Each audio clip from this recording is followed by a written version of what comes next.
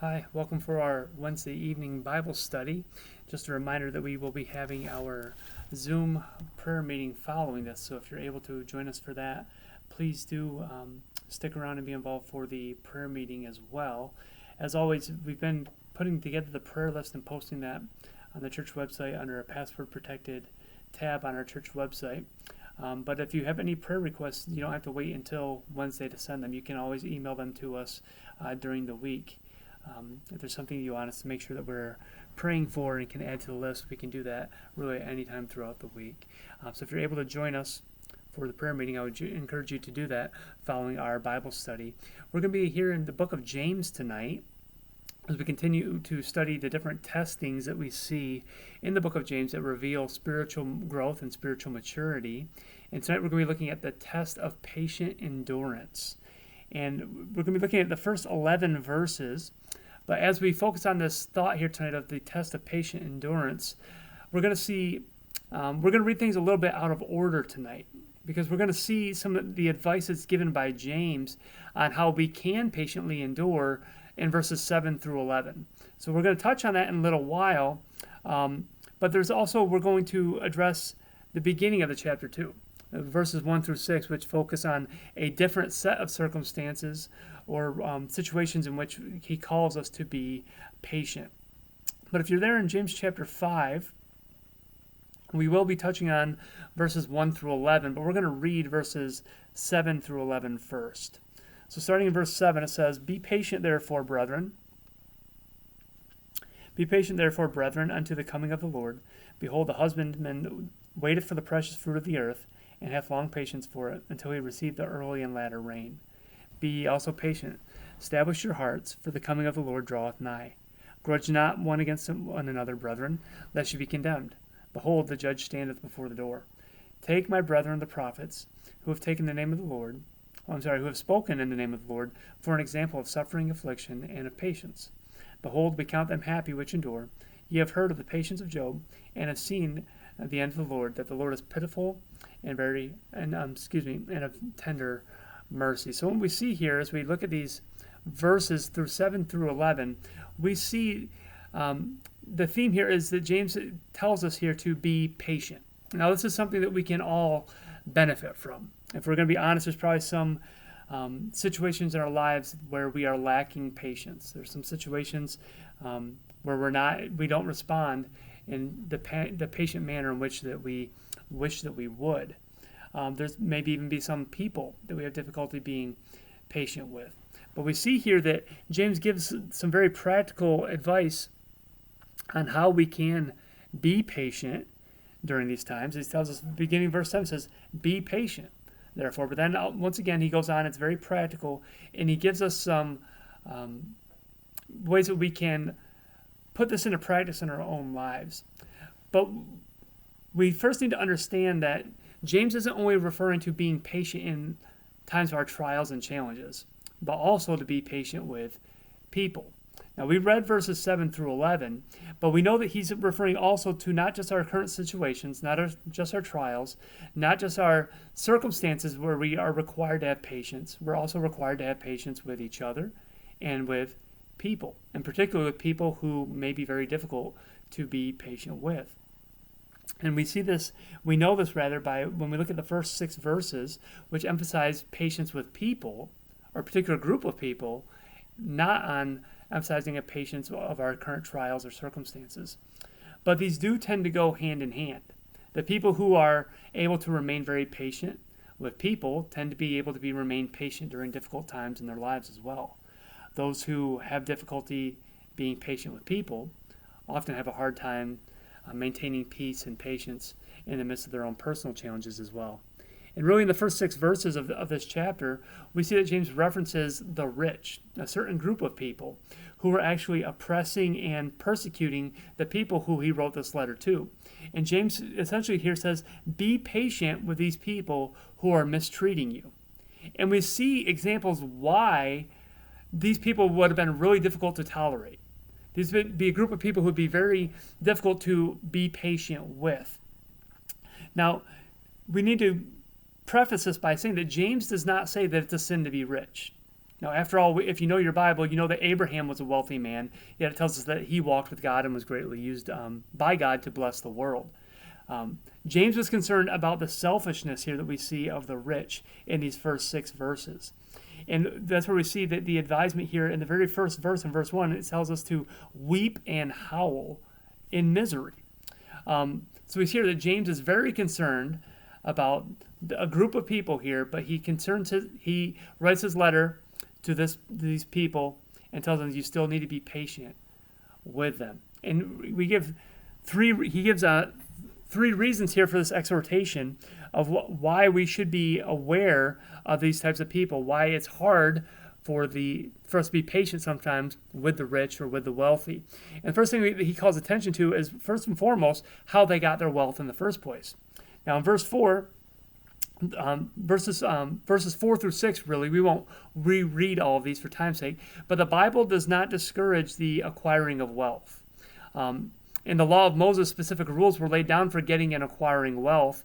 And we saw that in the Old Testament, when the Jews in Canaan owned their property, they worked it and they benefited from that produce. And in several of his parables in the New Testament, Jesus indicated respect for personal property and private gain. So there's nothing in the epistles, the other letters that Paul writes later on, that contradicts the right of ownership or of profit. But what the Bible does condemn is acquiring wealth by illegal means or by illegal purposes. And we see here in verse 4, some of the ways in which these rich people were guilty of this was by holding back wages. And we see that in verse 4 it says, "Behold, the hire of the laborers who have reaped your fields, which is of you have kept back by fraud." Now, laborers were hired and paid by the day, and they did not have any legal contracts with their employers. And in the parable of the laborers in Matthew chapter 20, it gives us some idea of how the system worked in that day. In the law, God gave definite instructions concerning the laboring man in order to protect him from the oppressive employer. In Deuteronomy chapter 24, verse 14, he says that you shall not oppress a hired servant, and that you shall give him his wages before the sun sets. In Leviticus chapter 19, it says that the wages of someone that you hire are not to remain with you until the morning. But we see here there's been a practice here of these rich people that James is talking about in the first 6 verses here of James chapter 5, where these men had hired laborers and promised to pay them a specific amount, and now the work has been done, but they have refused to actually go ahead and keep their end of the bargain and pay for the work which has been completed. So we see one of the issues here is holding back wages. And secondly, we see is James condemns them for controlling the courts. And we see this in the first part of verse 6 here, where really they were using their money, they're using their wealth and their influence to control the governmental system. Now, we can all kind of relate to this in the day in which we live, where it seems like sometimes wealthy people or well-known people, that the rules don't apply to them the same way that they do to us as normal, everyday folks. It's often the case that those who have wealth also have political power, and they can pull some strings with that money to make their problems go away. And the courts in James's day were apparently very easy to control if you had enough money. The poor workers, on the other hand, could not afford expensive lawsuits, so they were beaten down by the oppressive rich people who controlled the courts every time. So we see here that another reason why they were condemned here or by James is because of the way that the rich used their wealth. And we see this in verses 3 through 5. In verse 3 we see that they stored it up. Now, once again, there's nothing wrong or sinful about saving money, but it's wrong to store up money for yourself when you owe money to employees that you have not yet paid. Next, we see in verse 4 that they kept others from benefiting from it. By fraudulent means, these rich owners had robbed the poor. And we see that reference there in verse 4. In verse 5, we see that they were living in luxury. Now, there's also a very great difference between enjoying what God has given us. As 1 Timothy chapter 6, verse 17 tells us, we should be doing that. There's a difference between enjoying what God has blessed you with and living in extravagance on what we've withheld from others. Even if what we've earned is lawful, in the will of God, there's some guidelines in place to not waste it on selfish living through extravagance. Then we also see, as a result of these ill-gotten gains, we see that James points out what their riches will actually do. In verses 2 and 3, we see that their riches will vanish away. And then in verse 3, we see that misused riches will erode character. So then, we kind of see the basis here of the beginning of this chapter of why these types of people would be so difficult to be patient with. But yet James tells us to be patient, therefore, brethren, unto the coming of the Lord, there in verse 7. But as we get now into our topic a little bit deeper, into the topic of patient endurance, we see that right off the bat, 3 times in verses 7 through 10, where James reminds us of the coming of the Lord. Now, once again, this is the blessed hope of those of us who are believers. In Titus chapter 2, verse 13, it tells us, talks about that blessed hope that we look for. Now, we don't have to expect that everything is going to be easy and comfortable in this present life. And in fact, John chapter 16:33 tells us, in this world ye shall have tribulation. But Paul also reminded his converts in Acts chapter 14, verse 22, that they would enter to the kingdom of God through much tribulation. So we also must be prepared and understand that we are going to have to patiently endure hardships and heartaches until Jesus returns. Now we see that James uses some different types of words for patience in these verses, in verses 7 through 10. And one of them that we see here in verses 7 through 8 comes from the Greek word which means to be long-tempered or long-suffering. And the words that we see endure and patience in verse 11 literally mean to remain under and speak under endurance under great stress. Patience means simply to stay put and stand fast when you'd like to run away. Now, James is saying very, very clearly here, there are some situations that you are going to want to avoid. There are some circumstances, but your temptation internally, your fleshly temptation is going to be to flee and to run away. But here he tells us in verse 11 to be patient and endure. Now, the Greek scholars have indicated that the long-suffering that we get this verb form from refers to patience related to people, while the endurance refers to patience with respect to conditions or situations. So we see here that James kind of touches on the need for us to be patient with people, to be patient in the midst of our trials, and be patient in the midst of our situations and our circumstances that we're going through. And then the logical question that kind of arises from this is, how can we as Christians experience this type of patient endurance as we wait for the Lord to return? That type of question and need that James points out here, he gives us 3 very encouraging examples for us to reflect upon as we consider patient endurance. And one is the farmer. And we see this also in verse 7, where it's referred to as the husbandman. Now, we all understand that a husbandman and a farmer, what that entails, and we understand that no crop appears overnight, except maybe for a crop of weeds, which is unprofitable and not something that you want to be bringing into existence.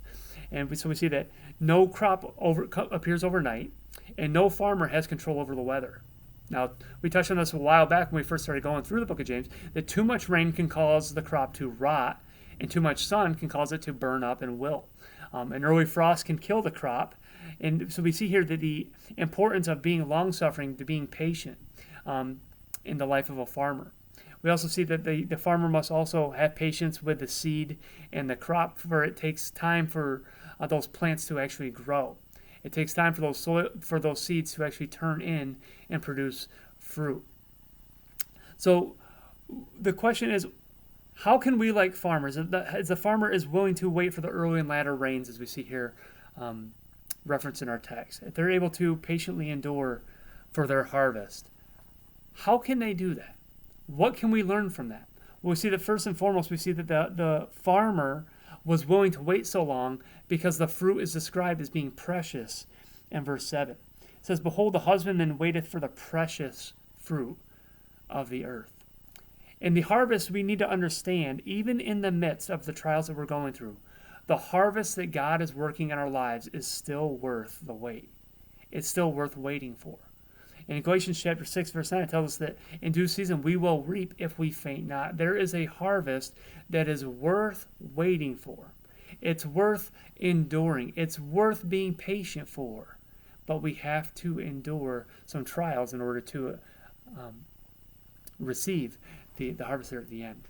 So if we kind of, the picture here that we get from James is as the Christian as a quote-unquote spiritual farmer looking for a spiritual harvest. In verse 8 it tells us, be also patient, establish your heart. So we see we need to be our hearts need to be established in order to be properly equipped to prepare to endure through these trials and temptations. We need to be established in our hearts because just as there are seasons in soil and planting, there are seasons of our spiritual walk and spiritual lives which become more difficult. Sometimes our hearts become cold and wintry. And Warren Wiersbe puts it this way. He says, sometimes the Lord has to plow them up before he can plant those seeds in us. He sends the sunshine and rains of his goodness and water and nurtures the plants as needed, but we must be patient as we wait for the harvest. So we see that the farmer does not just stand around doing nothing. He is constantly at work as he looks towards the harvest. So we see the patient endurance of the farmer. And next we also see the example given of the prophets. In verse 10 it says, take my brethren, the prophets, who have spoken in the name of the Lord for an example of suffering, affliction, and of patience. Now, once again, the Jewish congregation to which James would have been speaking would have understood this simple reference to the Old Testament prophets. In his Sermon on the Mount, Jesus also used the prophets as an example of victory over persecution in Matthew chapter 5, verses 10 through 12. So once again, we see the question we need to ask ourselves is just like the farmer. What can we learn from the farmer? How can we be encouraged by that? Well, how can we also be encouraged by the example we have given here of the prophets? Well, for one thing, we can take solace and take comfort in knowing that the prophets were in the will of God, yet they still suffered. They were preaching in the name of the Lord, yet they were still persecuted. And the prophets encourage us that by reminding us that God cares for us even when we go through sufferings for his sake. They're a reminder that even though you might be going through a trial or a temptation right now, it doesn't mean that you're out of God's will. It doesn't mean that you've done anything wrong. It could just very well simply mean that God is working a harvest in you, much like he did in the prophets. And remember back in the Old Testament, the prophet Elijah announced to the wicked king Ahab that there would be a drought in the land for 3.5 years. And Elijah himself had to suffer that drought too. But God cared for Elijah, and he gave him victory over those evil priests of Baal. Now, many of the other prophets also had to endure great trials and sufferings, not only at the hand of unbelievers, but oftentimes at the hands of professed believers as well. Now, if you remember back in the book of Jeremiah, Jeremiah was arrested as a traitor and even thrown into an abandoned well to die, thrown into a pit. God fed Jeremiah and protected him through that terrible siege from Jerusalem, even though at times it looked as though he were going to be killed. Both Ezekiel and Daniel had their share of hardships, and the Lord delivered them. It's like that old saying that we're reminded of. It tells us that the will of God will never lead you where the grace of God cannot keep you. But we see also that when we are able to remain patient in the midst of our trials, when we're able to endure during the midst of our trials, that can be very powerful testimony to those around us. The impact of a faithful, godly testimony and a godly life carries much power. And we need to remind ourselves that our patience in our time of suffering is a testimony to others around us. In the next one that we see, the next example we see after the farmer, after the prophets, we see Job. In verse 11 it says, behold, we count them happy which endure. Ye have heard of the patience of Job. Now we've all heard of the patience of Job, and it continues on and says, and ye have seen the end of the Lord, that the Lord is pitiful and of tender mercy. Now, the beginning of that says, behold, we count them happy which endure. But the thing that we also need to be reminded of is we see very clearly here, spelled out in the life of Job, you can't persevere unless there's a specific trial in your life. There can be no victories without battles. There can be no peaks without valleys. And if you want the blessing, you must be prepared to carry the burden and fight that battle. So we see also, what's interesting to note is, when do these blessings come? If you're going in the middle of these trials right now, if you're in the midst of a difficult situation, it's natural to ask, well, when is this payoff going to be? When is this blessing actually going to be revealed in my life? Well, the blessings come in the midst of trials. We may very well experience God's blessings. We see that in Daniel chapter 3, when the 3 Hebrew children in the fiery furnace, they experienced the blessing even in the midst of their very literal fiery trial. But James also teaches us here that there is a blessing after we've endured. And the example he gave was a great example of Job. Now, we've referenced Job last week a couple times. And in the book of Job, in the first 3 chapters of Job, we see Job's distress. This is where Job is lamenting all that he's lost. He's lost his family, his children. He's lost his wealth, his possessions. He's been pretty much wiped clean by the world's standards. So we see Job's distresses in chapters 1 through 3. And then in chapters 4 through 31, we see Job's defense as he debates with his 3 friends and answers their false accusations of why he's going through those trials. And then in the final part of the book, in chapters 38 through 42, we see Job's deliverance, where God first humbles Job, and then he honors Job and gives him twice as much as he had before. Now, it's difficult for us to come up with a better example of suffering patiently than Job. Now, if you remember, all the circumstances were against him. He lost his wealth, he lost his health, he also lost his children. His wife was even against his wife that was still left to him was even against him, and her advice to him was curse God and die. His friends were against him. They accused him of being a hypocrite and deserving of the judgment that he was facing. And it seemed that at times that Job thought that God was against him when he cried out for answers to his questions, but there was no reply from heaven. But yet Job endured. Satan, if you remember, at the beginning of the book of Job, Satan predicted that Job would get impatient with God and abandon his faith, but that didn't happen. Job responded, he said, though he slay me, he would not abandon his faith in the Lord. Job was so sure of God's perfections in his person that he persisted in his patience. Even though he didn't understand what God was doing, he was still patient. Now that's what we see here as being James referencing as endurance. Now we've seen how the example of the farmer can be applied to us. We see how we can draw strength and encouragement from the prophets. But how can Job's story be applied to our lives? What does this mean to us today? Well, it means very simply that some of the trials of life that we go through are caused directly by satanic opposition. Okay, God permits Satan to try his children, but he always limits the extent of our enemy's power. When you find yourself in the fire, I like how Warren Wiersbe says this. He says, when you find yourself in the fire, remember that God keeps his gracious hand on the thermostat. And Job, once again, in Job chapter 23, Job indicated that he knew that God knows all the ways that he takes, the path that he takes, and that when he had tried him, that he would come forth as gold. So God permits Satan to try his children, but he always limits the extent of our enemy's power. Now that's important because Satan wants us to get impatient with God, because an impatient Christian is a very powerful tool. It's a very powerful weapon in the devil's hands. Now if you remember back in James chapter 1, when we talked about Moses, we saw that Moses' impatience robbed him of a trip to the Holy Land. Abraham's impatience with God led to the birth of Ishmael, the enemy of the Jews. So when Satan attacks us, it's easy for us to get impatient and run ahead of God and lose the blessings from God as a result.